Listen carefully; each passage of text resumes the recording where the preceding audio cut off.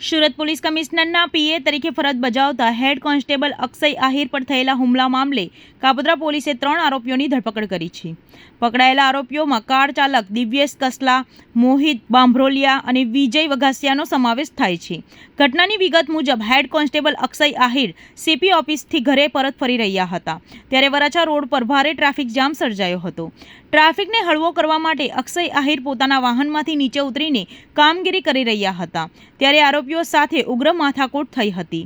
આ દરમિયાન 2 આરોપીઓએ લક્ઝરી બસમાંથી ઉતરીને હેડ કોન્સ્ટેબલ પર હુમલો કર્યો હતો, જેમાં એક શખ્સે ગળું દબાવ્યું હતું અને બીજાએ પંચ વડે નાકમાં ભાગે ગંભીર ઇજાઓ પહોંચાડી હતી. આ હુમલામાં અક્ષય આહિરને નાકના ભાગે ફ્રેક્ચર જેવી ગંભીર ઇજાઓ પહોંચી છે. કાપોદ્રા પોલીસે સીસીટીવી અને બાતમીના આધારે 3 હુમલાખોરોની ધરપકડ કરી છે અને કાયદેસરની તપાસ હાથ ધરી છે. ફરજ પરના પોલીસ કર્મચારી પર હુમલો કરનાર તત્વો સામે કડક કાર્યવાહી કરીને પોલીસે દાખલો બેસાડ્યો છે. આરોપીઓની પૂછપરછમાં અન્ય કોઈ વિગતો સામે આવે છે કે નહીં તે જોવાનું રહ્યું.